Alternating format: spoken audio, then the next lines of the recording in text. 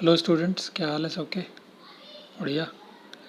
चलिए, 2 chapter complete करा दिए मैंने आपके। सॉल्यूशन इलेक्ट्रोकेमिस्ट्री, तीसरा चैप्टर आज स्टार्ट कर रहे हैं। सॉलिड स्टेट एनसीईआरटी के अकॉर्डिंग चैप्टर नंबर 1 है ये।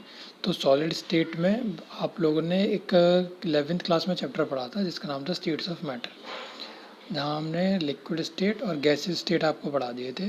सॉलिड स्टेट वहाँ नहीं आया था। तो उस चैप्टर का एक पार्ट बोल सकते हो इसे, ये उस चैप्टर का एक पार्ट है। वहाँ 5th चैप्टर जो था स्टेट्स ऑफ मैटर, तो वहाँ 2 स्टेट पढ़ लिए थे, लिक्विड और गैस। यहाँ सॉलिड स्टार्ट कर रहे हैं। सबसे पहले जनरल कैरेक्टरिस्टिक्स देखेंगे सॉलिड की कि क्या क्या इसकी कैरेक्टरिस्टिक्स हैं, और उसके बाद आगे। तो क्या है कैरेक्टरिस्टिक्स? सबसे पहला बेसिक कैरेक्टरिस्टिक्स हैं, सबको याद होंगी, बस फिर भी एक बार रिवाइज करा देते हैं। डेफिनाइट मास, शेप और वॉल्यूम होती है इनकी, सबको पता होगा। फिक्स मास होता है, फिक्स शेप होती है, फिक्स वॉल्यूम होती है। इंटरमॉलिक्यूलर डिस्टेंसेस क्या होते हैं? बहुत शॉर्ट होते हैं, मतलब मॉलिक्यूल्स बहुत पास पास में होते हैं। इंटरमॉलिक्यूलर फोर्सेस कैसी होती हैं? स्ट्रांग होती हैं, इसीलिए देखा होगा आपने सॉलिड कैसे होते हैं, बहुत हार्ड होते हैं। देयर कांस्टेंट पार्टिकल्स है फिक्स पोजीशन, इनके कांस्टेंट पार्टिकल की फिक्स पोजीशन होती है और वो अपनी मीन पोजीशन के आसपास ही ऑसिलेट कर सकते हैं, मतलब बहुत दूर तक वाइब्रेट करते हुए नहीं जा सकते। इसीलिए कह सकते हो आप कि सॉलिड जो होते हैं वो कैसे होते हैं? वो इनकम्प्रेसिबल होते हैं और रिजिड होते हैं। सबको पता है इनकम्प्रेसिबल क्या होता है, सबको पता है रिजिड क्या होता है। तो इतनी बेसिक प्रॉपर्टीज़, ठीक है। अब 12th क्लास के स्टेटस की, 12th क्लास के लेवल की चीज़ें पढ़ेंगे। हम सॉलिड्स को 2 पार्ट में डिवाइड कर सकते हैं। सॉलिड्स को बेसिकली 2 पार्ट में जिन्हें डिवाइड किया जाता है वो है अमॉर्फस सॉलिड और क्रिस्टलाइन सॉलिड। तो मैंने आपको एक टेबल बना दिया जिसके बेसिस पे हम कंपैरिजन भी करते रहेंगे। ये डिफरेंस के लिए भी टेबल है, और जहाँ कोई नया टर्म आएगा तो टेबल में ही आपको डिफाइन लिखा देंगे। तो इसी तरीके से आप बना लीजिएगा टेबल अपनी नोटबुक में और नोट कर लीजिएगा। यहाँ मैंने सिर्फ 2 ही कॉलम बना के दिखाए हैं, आप 3 कॉलम बना लेना। ये जो मैंने यहाँ पे ब्लैक में लिखा है, इसके लिए एक अलग कॉलम बना लेना प्रॉपर्टी डाल के, ठीक। इसको उस कॉलम में लिखना, अमॉर्फस सॉलिड के पॉइंट्स अमॉर्फस सॉलिड में और क्रिस्टलाइन की सॉलिड में। बुक में दे रखा है टेबल, वही सेम टेबल है, बस कुछ चीज़ें ऐड कर दी हैं मैंने इसमें एक्स्ट्रा। स्टार्ट करते हैं समझना, क्या है अमॉर्फस, क्या है क्रिस्टलाइन। सबसे पहले शेप देखते हैं। शेप क्या होती है? अमॉर्फस सॉलिड्स की शेप इर्रेगुलर होती है, मतलब कोई फिक्स्ड पैटर्न नहीं है मॉलिक्यूल्स के अरेंजमेंट का। कहीं भी मॉलिक्यूल्स बहुत ज़्यादा हो सकते हैं, कहीं पे भी मॉलिक्यूल्स बहुत कम हो सकते हैं। जबकि क्रिस्टलाइन सॉलिड्स की डेफिनाइट कैरेक्टरिस्टिक ज्योमेट्रिकल शेप होती है। इनके पास में एक अपनी फिक्स्ड शेप है कि इस तरीके की शेप है तो वो वैसी ही रहेगी, मतलब टेढ़े मेढ़े, कहीं ज़्यादा मॉलिक्यूल्स कहीं कम मॉलिक्यूल्स, इस तरीके की कहानी नहीं है। अभी नीचे डायग्राम दिखाएंगे, क्लियर होगा उसमें। मेल्टिंग पॉइंट क्या है? Gradually soften over a range of temperature. Amorphous solid irregular shape के होते हैं, इसीलिए मॉलिक्यूल्स उतना टाइटली बॉन्डेड नहीं होते। तो हल्का सा भी टेम्परेचर आप बढ़ाओगे, हल्का सा मतलब क्रिस्टलाइन के कंपैरिजन में मैं बोल रहा हूँ, अगर नॉर्मल रेंज ऑफ टेम्परेचर से ऊपर लेके जाओगे तो मेल्ट होने लगेंगे। लेकिन ये इसमें क्या है कि डेफिनेट कैरेक्टरिस्टिक और ज्योमेट्रिकल शेप है, मॉलिक्यूल्स टाइटली अटैच हैं, मॉलिक्यूल्स सिमेट्रिकली डिस्ट्रीब्यूटेड हैं, इसीलिए ये एक शार्प कैरेक्टरिस्टिक टेम्परेचर, मतलब बहुत हाई टेम्परेचर पे जाके मेल्ट होगा, मतलब इसका मेल्टिंग पॉइंट बहुत ज़्यादा है, इसका मेल्टिंग पॉइंट लो है as compared to crystalline solid. Low वैसे नहीं है, बट क्रिस्टलाइन से कंपेयर करोगे तो लो है। क्लीवेज प्रॉपर्टी देखिए, when cut with sharp edge tool they cut into 2 pieces with irregular surfaces. अब इरेगुलर सर्फेसेस तो होंगे ही भाई, ऑब्वियस है, क्योंकि अभी मैंने आपको बताया कि कहीं ज़्यादा मॉलिक्यूल्स प्रेजेंट है, कहीं कम मॉलिक्यूल्स प्रेजेंट है। आपने कहीं बीच में से काट दिया तो ऐसा हो सकता है कि जो 2 सर्फेसेस बनेंगे वो इरेगुलर आएंगे, क्योंकि दोनों में नंबर ऑफ़ मॉलिक्यूल्स अलग अलग होंगे। लेकिन इसमें number of molecules equally distributed है, सिमेट्रिकली डिस्ट्रीब्यूटेड है। तो अगर आप कहीं से भी काटोगे तो 2 प्लेन और स्मूथ सर्फेसेस में आपके ये कट के बाहर निकलेगा, ठीक है। Crystalline solid. Heat of fusion में देखिए क्या कह रहा है। हीट ऑफ फ्यूजन कह रहा है they do not have definite heat of fusion. कोई डेफिनाइट हीट ऑफ फ्यूजन नहीं होती इनकी, ये इनकी डेफिनाइट और कैरेक्टरिस्टिक हीट ऑफ फ्यूजन होती है। अब आधों को पता ही नहीं होगा हीट ऑफ फ्यूजन क्या होती है, इसलिए मैंने यहाँ पे हीट ऑफ फ्यूजन को इंक्लूड कर दिया। पहले देखते हैं डेफिनेशन, फिर समझाते हैं पॉइंट ऊपर वाला। Heat of fusion measures the amount of energy needed to melt a given mass of solid at its melting point temperature. Melting point पे जो भी टेम्परेचर, मेल्टिंग पॉइंट सबको पता होगा, अलग अलग सॉलिड के लिए अलग अलग मेल्टिंग पॉइंट है। तो जो भी मेल्टिंग पॉइंट उस सॉलिड का है, उस सॉलिड पे मेल्ट करने के लिए कितनी अमाउंट ऑफ एनर्जी आपको चाहिए उस सॉलिड को मेल्ट करने के लिए, उसके मेल्टिंग पॉइंट पे, that amount of energy is known as heat of fusion, ठीक है। तो इनकी कोई डेफिनाइट हीट ऑफ फ्यूजन नहीं है, जबकि इनकी डेफिनाइट हीट ऑफ फ्यूजन है, मतलब फिक्स है, और high characteristic high heat of fusion है। काफ़ी ज़्यादा अमाउंट ऑफ एनर्जी जो है वो लगानी पड़ती है। अभी ऊपर बताया था कि इनका हाई मेल्टिंग पॉइंट होता है, इसीलिए ये काम करना पड़ेगा, जबकि इनका मेल्टिंग पॉइंट उतना ज़्यादा नहीं था। तो ये आसानी से क्या हो जाते हैं, बिना बहुत ज़्यादा एनर्जी दिए भी क्या हो जाएंगे, मेल्ट हो जाएंगे। तो हीट ऑफ फ्यूजन यानी कि इनकी एनर्जी जो चाहिए मेल्ट करने की वो कम है। क्लियर हुआ होगा इतना सबको। उसके बाद एनाइसोट्रॉपी, ये आइसोट्रॉपिक होते हैं नेचर में या एनाइसोट्रॉपिक होते हैं नेचर में, क्या मतलब है इन सब चीज़ों का नहीं आया समझ में। देखिए, एनिसोट्रॉपी एक प्रॉपर्टी है, एनिसोट्रॉपी एक प्रॉपर्टी है जिसको हम किस तरीके से डिफाइन कर सकते हैं कि कोई भी ऐसा सॉलिड जिसकी कुछ फिजिकल प्रॉपर्टीज जैसे कि इलेक्ट्रिकल रेजिस्टेंस हो गया, रिफ्रैक्टिव इंडेक्स हो गया, ये अगर अलग अलग डायरेक्शन में मेजर करते हो तो अलग अलग वैल्यू दिखाते हैं। तो ऐसा कोई भी सॉलिड है मैं उसे बोलूँगा एनाइसोट्रॉपिक इन नेचर। ठीक। और अगर अलग अलग डायरेक्शन में मेजर करने पे वो सेम वैल्यू दिखा दें, मतलब मैं किसी भी डायरेक्शन में मेजर करूँ और सेम है, तो क्या बोलूँगा मैं उसे आइसोट्रॉपिक इन नेचर। समझ गए सब। एनाइसोट्रॉपिक नेचर कब होगा, जब कोई भी properties like electrical resistance, refractive index, इस तरीके की प्रॉपर्टीज़ आप अलग अलग डायरेक्शन में निकाल रहे हो और वो अलग अलग वैल्यूज़ देते हैं, तो एनाइसोट्रॉपिक। किसी भी डायरेक्शन में निकाल लो, सेम वैल्यू देते हैं, आइसोट्रॉपिक। क्लियर। अब डायरेक्शन से क्या मतलब है समझिए, एक डायग्राम दिखाते हैं आपको यहाँ पे, उसके बेहाफ से समझाएंगे। देखिए, ये है एक डायग्राम, ये दिखाया गया है आपको किसके लिए, अलग अलग डायरेक्शन में दिखाया गया है, एनाइसोट्रॉपी दिखाई जा रही है। और ये आपको डायग्राम दिखाया गया है क्रिस्टलाइन सॉलिड्स का, जिसमें हमने आपको ये बताया था कि क्रिस्टलाइन सॉलिड्स कैसे हैं एनाइसोट्रॉपिक इन नेचर में। देखो, अभी बोला था ना क्रिस्टलाइन सॉलिड्स कैसे होते हैं कि फिक्स्ड मॉलिक्यूल शेप, जो ज्योमेट्री होती है वो फिक्स होती है कि इस तरीके से मॉलिक्यूल अटैच होंगे।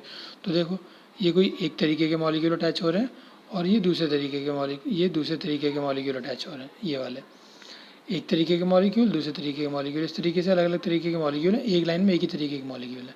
तो सबको दिख रहा होगा कि फिक्स्ड पैटर्न है, पहले रेड वाले, फिर ब्लू वाले, फिर रेड वाले, फिर ब्लू वाले, इस तरीके से यहाँ इन्होंने दिखाया डायग्राम को समझाने के लिए आपको। तो अगर आप किसी भी, मैंने मान लो कि मैं रेजिस्टेंस मेजर करने चला इस सॉलिड का, मैंने पहले ली एक डायरेक्शन ये वाली, ब्लू वाले के अलॉन्ग ले ली ए बी डायरेक्शन, तो कुछ वैल्यू आई रेजिस्टेंस की, सपोज करिए, सपोज करा रहा हूँ जस्ट मैं, कोई फिक्स वैल्यू नहीं है। तो ये 5 ओम है सपोज, लेकिन मैंने इस डायरेक्शन में मेजर कर दिया तो ये वैल्यू 7 ओम हो गई। क्यों हो गई, क्यों, क्योंकि देखो भाई इस डायरेक्शन में आप जा रहे हो तो red blue red blue red blue पड़ रहे हैं, क्योंकि इस डायरेक्शन में जा रहे हो तो सारे ब्लू हैं एक तरफ, सारे रेड हैं एक तरफ। तो ऑब्वियसली जब इस डायरेक्शन में जाएंगे तो कुछ अलग वैल्यू आएगी, इस डायरेक्शन में जाओगे तो कुछ अलग वैल्यू आएगी। तो ऐसे कोई भी सॉलिड्स जो अलग डायरेक्शन में मेजर करने पे अलग अलग वैल्यूज़ दिखाएं कुछ फिजिकल प्रॉपर्टीज़ जैसे कि इलेक्ट्रिकल रेजिस्टेंस, रिफ्रैक्टिव इंडेक्स की, उन सॉलिड को मैं अनाइसोट्रॉपिक बोलूँगा। ठीक, ये हो गया आपका अनाइसोट्रॉपिक। तो crystalline solids are anisotropic in nature, जो नहीं दिखाएंगे, जो सेम वैल्यू दिखाएंगे, वो आइसोट्रॉपिक इन नेचर। देख लीजिए, ये डायग्राम दिखाया गया आपको, डायग्राम से ज़रा बता दो मुझे कौन सा होगा, क्लियर हो गया होगा अब तो ऊपर के सारे पॉइंट से। ये दिख रहा है क्रिस्टलाइन है, ये दिख रहा है अमॉर्फस है, क्यों है क्रिस्टलाइन, ज्योमेट्री देखो फिक्स है बिल्कुल, red blue red blue red blue red blue red blue, इस तरीके से। NaCl का रॉक सॉल्ट स्ट्रक्चर देखा था आपने, उसी तरीके से यहाँ देख लो, कहीं तो मॉलिक्यूल्स रेड वाले बहुत ज़्यादा हैं और कहीं कहीं पे बहुत कम है। ये देखो, कोई मतलब फिक्स नहीं है, कोई इतनी बड़ी चेन बन रही है, कोई इतनी सी ही चेन बन रही है। ठीक, तो इस तरीके से फिक्स नहीं है तो अमॉर्फस, और फिक्स है शेप तो क्रिस्टलाइन। क्लियर हुए होंगे पॉइंट्स। किसी को कोई पॉइंट नहीं क्लियर हुआ हो तो कमेंट करना वीडियो के नीचे, बताना मुझे कि ये चीज़ें नहीं आई हमें समझ में। और चलिए आगे देखते हैं। नेक्स्ट है नेचर। अमॉर्फस में देख रहे हैं हम लोग, तो अमॉर्फस कैसे होते हैं, सूडो सॉलिड्स और सुपर कूल्ड लिक्विड्स होते हैं। सूडो सॉलिड्स, और ये कैसे होते हैं, ये ट्रू सॉलिड्स होते हैं। सूडो सॉलिड्स कौन से होते हैं, ऐसे सॉलिड जो एक्चुअली तो सॉलिड हैं लेकिन कुछ प्रॉपर्टीज़ वो, या हाई टेम्परेचर पे बहुत ज़्यादा आपने टेम्परेचर बढ़ा दिया तो वो सॉलिड की तरह बिहेव ना करें, किसी और की तरह बिहेव करने लगें, लिक्विड की तरह बिहेव करने लगें, ऐसे सॉलिड्स को हम सूडो सॉलिड बोलते हैं। जबकि ये ट्रू सॉलिड है, आप टेम्परेचर बढ़ा लो तो भी सॉलिड जैसे ही रहेंगे। क्या होता है, ज़्यादा टेम्परेचर होने पर ये लिक्विड की तरह फ्लो करने लगता है, बहुत एकदम से नहीं बहेगा पानी की तरह, बट हाँ फ्लो करना शुरू कर देता है। एग्जाम्पल इसका जो है वो ये दिया जाता है, आप लोगों ने देखे होंगे जो विंडो पेन्स होते हैं, विंडो पेन्स क्या होते हैं, जो कांच लगे होते हैं विंडो में, शीशे जो लगे होते हैं वो नीचे से थिकर होते हैं, नॉर्मली नहीं देख पाओगे, जो मोटे मोटे वाली खिड़की वाली मोटे मोटे शीशे वाली खिड़की होती है उसमें दिखता है। नीचे के थिकर होते हैं, ऊपर के थिनर होते हैं। वो इसीलिए होता है क्योंकि जब वो हीटअप होता है ग्लास, ग्लास क्या है, सॉलिड है, लेकिन वो स्यूडो सॉलिड है, अमॉर्फस है नेचर में। जब भी वो हीटअप होता है, ज़्यादा धूप पड़ती है तो वो क्या हो जाता है, बह जाता है, और बह के नीचे इकट्ठा होने लगता है, तो वो स्यूडो सॉलिड है। ऐसा कोई भी सॉलिड जो हाई टेम्परेचर पे फ्लो कर जाए, थोड़ा बहुत फ्लो करने लगे, उस तरीके के सॉलिड को स्यूडो सॉलिड बोलते हैं, या सुपर कूल्ड लिक्विड बोलते हैं। अमॉर्फस जो है वो स्यूडो सॉलिड्स हैं। ऑर्डर देखिए अरेंजमेंट का, और इसमें हमने बताया कि यहाँ क्या है, शॉर्ट रेंज ऑर्डर है, यहाँ क्या है, लॉन्ग रेंज ऑर्डर है। शॉर्ट रेंज ऑर्डर और लॉन्ग रेंज ऑर्डर का मतलब क्या है? शॉर्ट रेंज ऑर्डर का मतलब है regular and periodically repeated pattern is observe over short distances only. बहुत छोटे डिस्टेंस पे ही रेगुलर पैटर्न देखने के लिए मिलेगा। अगर आप लार्ज डिस्टेंस पे कहीं इस तरीके से बड़े में कंपेयर करने लगे तो नहीं देखने के लिए मिलेगा। आप किसी छोटे से पार्ट में देखो, ऊपर रिंग में जो डायग्राम दिखाए थे, तो उनमें छोटे से में आपको हो सकता है कि पीरियडिकली रिपीटिंग पैटर्न देखने के लिए मिल जाए। तो शॉर्ट रेंज में पीरियडिकली रिपीटिंग पैटर्न देखने के लिए मिल रहा है मॉलिक्यूल्स का, तो शॉर्ट रेंज ऑर्डर बोलेंगे। और कहीं भी कितने भी लंबे डिस्टेंस पे नाप लो, उतने पे भी देखने के लिए मिल जा रहा है, तो लॉन्ग रेंज ऑर्डर बोलेंगे। Clear? Short range order, long range order. Crystalline solids are long range order solids, जबकि ये कैसे हैं, ये शॉर्ट रेंज ऑर्डर सॉलिड्स हैं। ठीक, एग्जाम्पल नोट कर लीजिएगा। तो अमॉर्फस में क्वार्ट्स आता है, और क्रिस्टलाइन में तो सबको पता ही है सोडियम क्लोराइड आता है। क्रिस्टल्स बनते हैं सोडियम क्लोराइड नमक के, सबको पता है। ठीक, तो ये बेसिक से डिफरेंसेस थे। डिफरेंसेस के फॉर्म में हमने समझ भी लिया कि अमॉर्फस क्या होता है, क्रिस्टलाइन क्या होता है। तो अगर आपको पूछा जाता है अमॉर्फस सॉलिड्स क्या होते हैं, तो आप इनमें से कोई भी दो प्रॉपर्टीज़ दे के उसको डिफाइन कर सकते हो। ठीक, चलिए, वैसे पूछते नहीं है, चैप्टर का बहुत ज़्यादा वेटेज नहीं है इसका। आगे चल रहे हैं। अब हमारे सिलेबस में अमॉर्फस सॉलिड बहुत ज़्यादा डिटेल में नहीं है। क्रिस्टलाइन सॉलिड्स को हम क्या कर रहे हैं, क्लासीफाई कर रहे हैं। क्रिस्टलाइन सॉलिड्स को हम 4 पार्ट्स में क्लासीफाई कर सकते हैं। ये भी मैं आपको टेबल की फॉर्म में समझा रहा हूँ, सब चीज़ें समझ में आ जाएंगी। आप इसी तरीके से टेबल की फॉर्म में ही अपनी कॉपी को हॉरिजॉन्टल कर लेना और नोट कर लेना उसमें। ठीक, इस तरीके से ही टेबल बनाएंगे। ये एनसीईआरटी का टेबल है, आप एनसीईआरटी में से भी देख सकते हो। मॉलिक्यूलर सॉलिड्स, आयनिक सॉलिड्स, मेटेलिक सॉलिड्स, और चौथा जो है आपका, वो है आपका कोवेलेंट और नेटवर्क सॉलिड्स। इन 4 पार्ट में हम किसको डिवाइड कर रहे हैं, क्रिस्टलाइन सॉलिड को डिवाइड कर रहे हैं। किसको डिवाइड कर रहे हैं, क्रिस्टलाइन सॉलिड को। एक एक करके पढ़ेंगे। सबसे पहले पढ़ते हैं मॉलिक्यूलर सॉलिड्स क्या होते हैं। मॉलिक्यूलर सॉलिड्स को 3 पार्ट में डिवाइड करेंगे, नॉन पोलर, पोलर और हाइड्रोजन बॉन्डेड। क्लियर है बिल्कुल? जिस बच्चे को पोलर नॉन पोलर पता है आसानी से कर जाएगा, आसानी से समझ जाएगा। जिसे नहीं पता वो कन्फ्यूज़ होगा, और कम से कम 1 लाख बार तो मैं अब तक बता चुका हूँ polar non polar. Solution chapter कराया था, उसमें भी बताया था। ठीक, चलिए। तो नॉन पोलर मॉलिक्यूलर सॉलिड्स में क्या होता है, कांस्टेंट पार्टिकल सब में मॉलिक्यूल रहेंगे भाई, कि मॉलिक्यूलर सॉलिड्स का पढ़ रहे हैं तो कांस्टेंट पार्टिकल सब में मॉलिक्यूल्स ही हैं।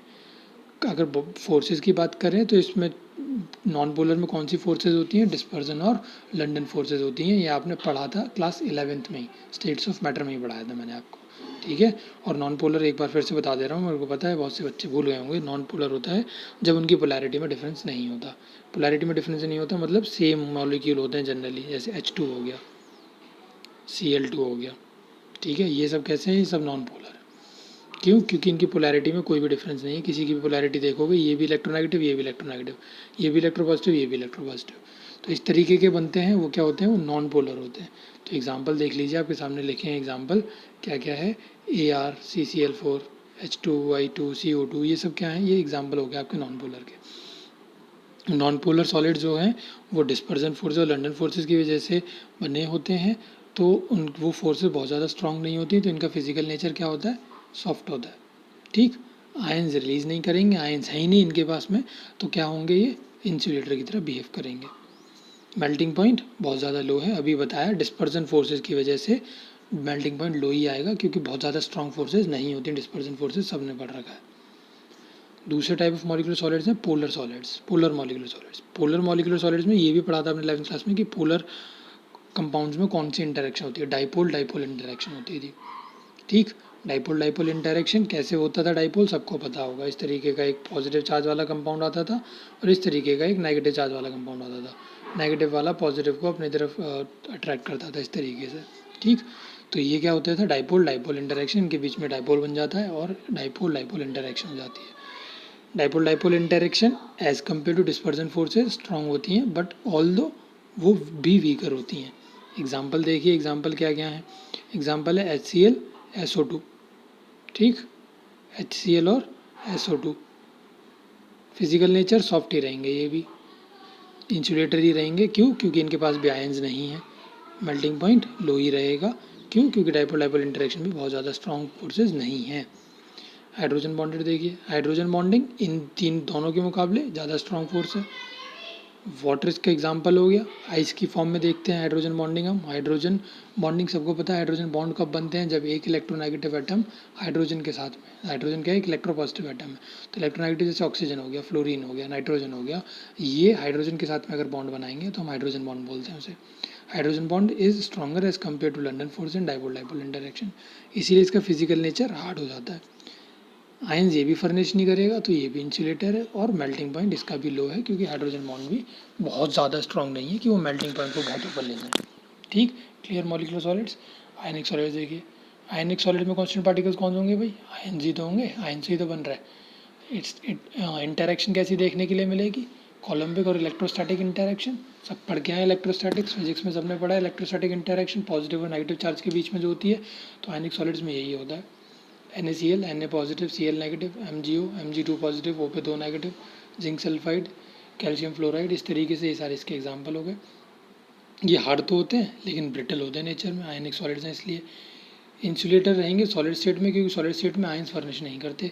लेकिन अगर आप इन्हें मॉल्टन स्टेट में कन्वर्ट कर देते हो या एक्व सॉल्यूशन में डाल देते हो तो ये क्या है भाई? आयनिक सॉलिड है तो आयन तो फर्निश करेंगे, और ions are responsible for carrying current. तो इसीलिए क्या करेंगे? कंडक्टर हैं किस स्टेट में? मॉल्टन स्टेट में या एक्वस सॉल्यूशन में। इंसुलेटर है सॉलिड स्टेट। मेल्टिंग पॉइंट बहुत हाई रहता है, बहुत तगड़ी फोर्स होती है इलेक्ट्रोस्टैटिक फोर्स। देख के आए हो, अभी इलेक्ट्रोस्टैट्स में पढ़ा के आया हूँ मैं। मेटेलिक सॉलिड्स देखिए। मेटेलिक सॉलिड्स तीसरे तरीके की सॉलिड्स हैं क्रिस्टलाइन में। मेटेलिक सॉलिड्स कैसे हैं? इसमें क्या होगा? तीसरे हैं कौन से? Metallic solids. मेटेलिक सॉलिड्स में क्या होता है? Positive ions in the sea of delocalised electrons. मतलब डीलोकलाइज्ड इलेक्ट्रॉन इस तरीके से बहुत जगह प्रेजेंट होते हैं और इसके बीच में पॉजिटिव आयंस जो हैं वो प्रेजेंट होते हैं। बॉन्डिंग कैसी होगी? मेटेलिक सॉलिड्स हैं तो मेटेलिक बॉन्डिंग होगी। एग्जाम्पल, मेटल की सारे एग्जाम्पल आ जाते हैं। मेटल की प्रॉपर्टीज़ होती हैं, हार्ड होते हैं लेकिन मैलिएबल और डक्टाइल भी हैं। मेटल्स कैसे हैं? कंडक्टर हैं, तो metals are conducting in solid state as well as in molten state. सारी प्रॉपर्टी मेटल्स की हैं। मेटल्स को मेल्ट करने के लिए क्या चाहिए भाई? आयरन को मेल्ट करने चला मैं तो कितना हाई टेम्परेचर चाहिए होता है? तो हाई मेल्टिंग पॉइंट है, फेयरली है। ठीक, कोवेलेंट और नेटवर्क सॉलिड्स देख लीजिए। कोवेलेंट और नेटवर्क सॉलिड्स में क्या है? एटम्स जो हैं वो होते हैं कांस्टेंट पार्टिकल्स। एटम्स कैसे? जैसे सबने देखा होगा ग्रेफाइट को, 11th में पढ़ के आए थे ग्रेफाइट। तो कार्बन एटम्स ही तो मिलके एलोट्रॉप ग्रेफाइट बना रहे थे। तो कांस्टेंट पार्टिकल्स क्या होगा? एटम। बॉन्डिंग कैसी हो रही थी उन कार्बन में? सब एक दूसरे को इलेक्ट्रॉन डोनेट कर रहे थे, शेयर कर रहे थे, डोनेट नहीं शेयर कर रहे थे। तो बॉन्डिंग कैसी होती है शेयरिंग में? Covalent bonding. एग्जाम्पल देख लीजिए, डायमंड हो गया, ग्रेफाइट हो गया, क्वार्ट्ज हो गया। ठीक, हार्ड होते हैं एक्सेप्ट ग्रेफाइट, ग्रेफाइट सॉफ्ट होता है। इंसुलेटर है, ग्रेफाइट आपने पढ़ा था कि एक्सेप्शन है, कंडक्टर होता है। ठीक है, और मेल्टिंग पॉइंट तो इनका भी देखा था आपने ग्रेफाइट में कितनी एक्सटेंसिव बॉन्डिंग हो रखी होती है। तो मेल्टिंग पॉइंट इसका भी क्या हो जाएगा? वेरी हाई हो जाएगा। चलिए, आज के लिए इतना ही। आपका मेजर पार्ट जो है, जो इंटरेस्टिंग पार्ट था वो ख़त्म करा दिया है। आगे करेंगे फिर नेक्स्ट वीडियो में। Bye bye.